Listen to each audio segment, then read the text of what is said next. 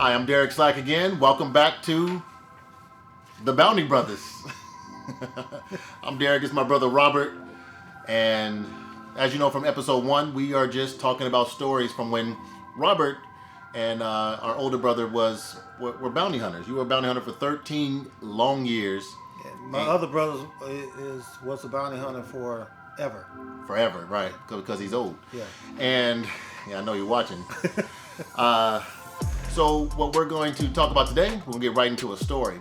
But we're going to get serious for a second because we're men and we both have daughters. And nothing is more disturbing than when a man puts his hands on a woman. So this is one thing I just can't stand. So I don't like, as a bounty hunter, if there's any case that really gets me to want to actually go after you, is when I hear it's a domestic. That means some man decides he wants to beat up a woman. I also don't like it the other way around either. I don't like it when women feel that it's okay to hit a man. It's never okay to hit either one. But as a man, to me, you're just the biggest punk in the world when you decide you want to put your hands on a woman. Period. So if you want to see me pissed off, put your hands on a woman. In a bad way. Like In this. a bad way. Like this. Yeah. Yeah, When you want to caress her. Yeah. That's all good. Put your hands on her nice. Yeah. Or when you're at church and the pastor says, I want to lay hands on you. Yeah, hallelujah-ness, But I that's guess. another story because pastors, y'all nasty. I've seen some videos. You don't want to talk about that. All right, here we go. Robert, so tell me about this case where you had to go after a gentleman that was caught putting his hands on a woman. So this was actually kind of a fun one. Because my brother and I, my older brother, Fred, we really wanted to go after this guy. Because we actually met the woman he beat up. I mean, What would she look like? she was kind of smaller, dark-skinned young lady. Dark chocolate, Shapely. young lady. She was shapely. It was all good though. Yeah. We met her. We got in the case because I don't think anyone could find this person. Come to find out, the guy was actually working downtown Indianapolis. I'm not going to say the building. It was an actual famous building, a big building. If you live in Indianapolis, you'll know exactly where it is. But it was called something else now. It's been called like plenty of different names. But my brother and I, we set up, we staged. It was just he and I. I think it was my brother's case. It wasn't my case, it was my brother's case. So what we did was, we had this van. We worked for this other bonding company at the time. I'm not going to name the bonding company. But we worked for this bonding company. And when we went to this place, it was like, it's a really tall building in Indianapolis.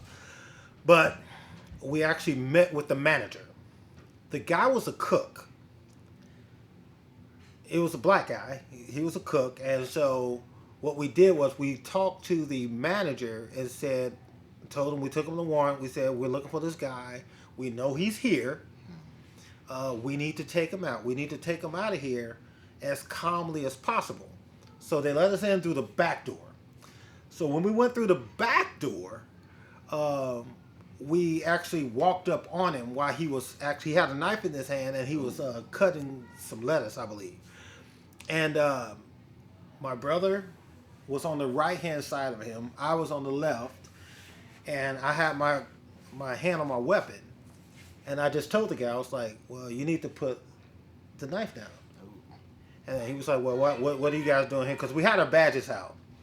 That's another thing we need to tell you guys about bounty hunters. Like if you're ever introduced to a bounty hunter and they're after you, especially if they're from Indianapolis. And I'll tell you about that at the end of the story. They're not just normal stalkers. These are Right. people that by law can arrest you. Not a citizen's arrest either. They're quasi. No. It's pretty much citizen's arrest. Oh, it's pretty much Citizen's arrest. Gotcha. The formal arrest happens at the jail. Oh, gotcha. That's when a formal arrest happens.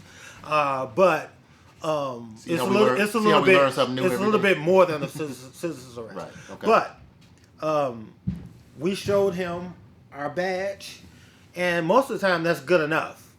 But just for you guys, a police officer, a bounty hunter, or anybody, we all have badges. The badge is not enough. They have to have the ID that comes with the badge. So just because somebody says, I have a badge, and shows you a badge, they better have an ID. You can ask for the ID. And they're supposed to show you the ID. If they don't show you the ID, don't listen to crap. Because it's probably a scam. But anyway, I digress. Let's get back to it. So the guy was trying to be a little rebellious and try to show how tough he was, because most punks do. Especially when they beat up women, they're pretty much punks.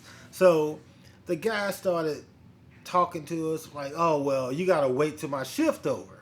I'm like, no, Chief. We showed him the warrant. We was like, this is you. You're coming with us. Whether you want to or not. We can basically whoop your ass and hog tie you and drag you out of here. Or we can let me translate. What he's saying is, we can do this like men, or we can get to some gangster shit. Gangster shit.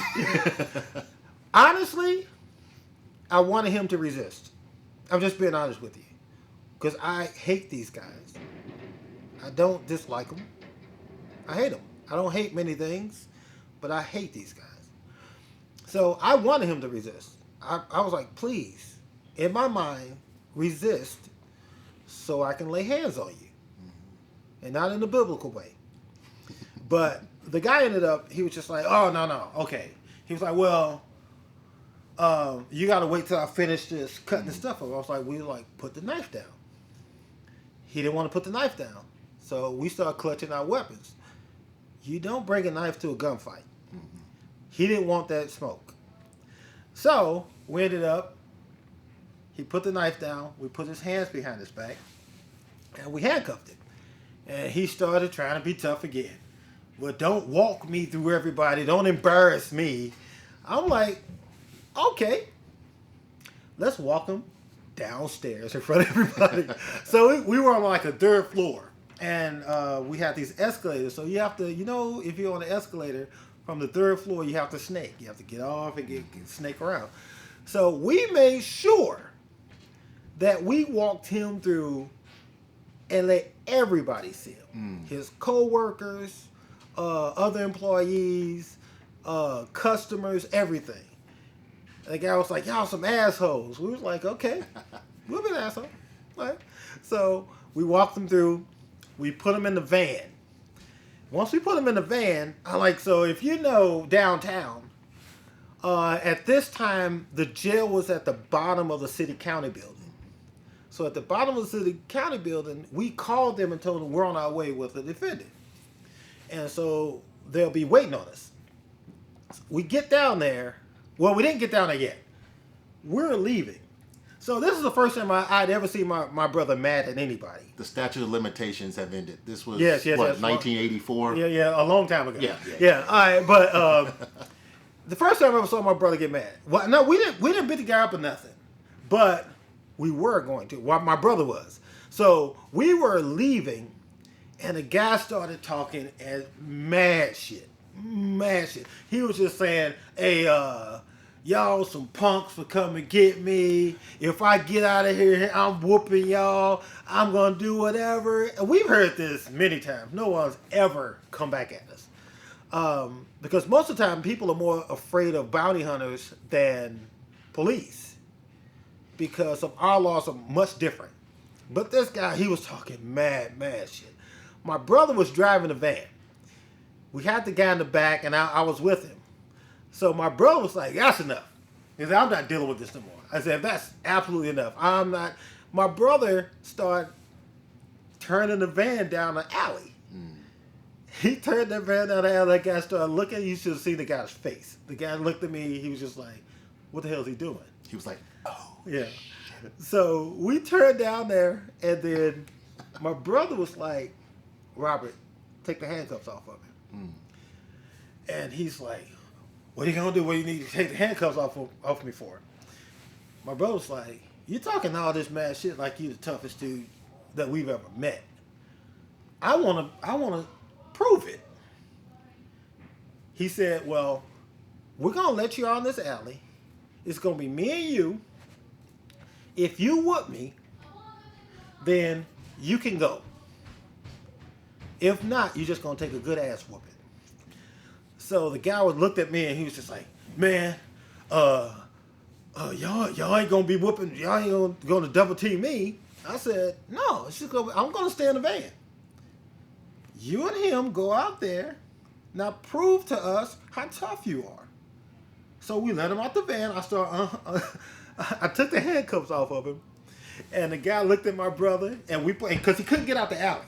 So he was standing there. I started getting back in the van. The guy ran to me. He ran over to me, and he said, "Damn, put these handcuffs back on me." He put them handcuffs back on him. He gets in the car. He didn't say another word.